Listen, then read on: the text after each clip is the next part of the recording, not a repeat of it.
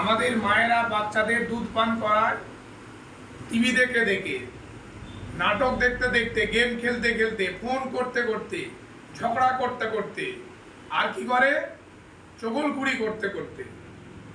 কিন্তু আমাদের বাচ্চা কেমন তৈরি হবে বুঝতে পারছেন।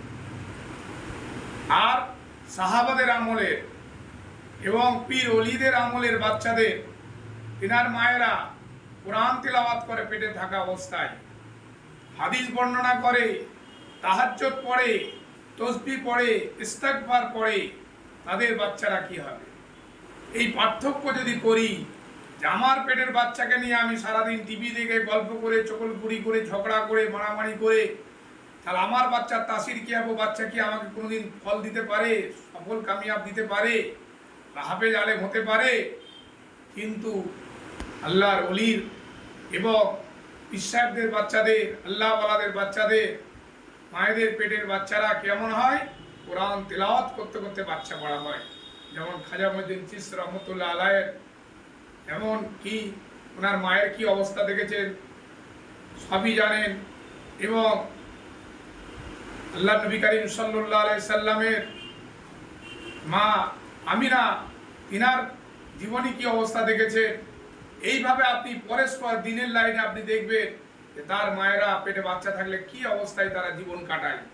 আজ আমরা কেমন করে জীবন কাটাচ্ছি।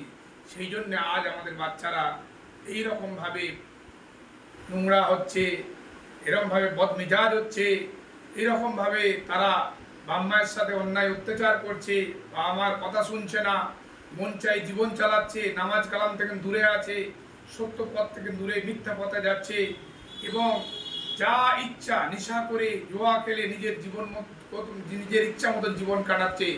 সেই জন্য পেটে যখনই বাচ্চা আসবে বেশি বেশি করে কোরআন তেলাওয়াত করবো, হাদিস অনুযায়ী নিজের জীবন কাটাবে, নবী করিম সাল্লাল্লাহু আলাইহি সাল্লামের তরিকা মতন জীবন কাটাবো।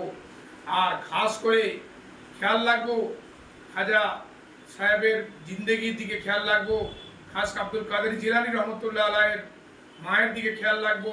যখন পেটে ছিলেন উনি কত বড় হাফেজ হয়েছিলেন, কেন? ওনার মা বেশি বেশি করে কোরআন তেলাওয়াত করতেন, সেই জন্য উনি হাফেজ হয়ে দুনিয়ার মধ্যে আল্লাহ রাব্বুল আলামিন পাঠিয়েছিলেন। আমারও ওই রকম ভাবে পেটে বাচ্চা থাকলে আল্লাহর হুকুম, নবী করিম সাল্লাল্লাহু আলাইহি সাল্লামের তরিকা নিয়ে চলবো, দেখবেন আমাদের বাচ্চা সৎ হবে। ব্যবহার পরে যদি আমরা চাই হাফেজ মাওলানা করবো, ইনশাআল্লাহ হবে। সেই নিয়তটা আমাদের করতে হবে। পেটে বাচ্চা থাকা অবস্থায় কোনো রকম অন্যায় কাজ, পাপ কাজ করলে হবে না, সেদিকে আমরা খেয়াল রাখবো। আল্লাহ রাব্বুল আলামিন আপনাকে আমাকে প্রত্যেক বেশি করে শোনাচ্ছে, আমল করার, সেই কথাগুলো মেনে চলার তৌফিক দান করুক। ওয়া আখিরু দাওয়ানা আলহামদুলিল্লাহ।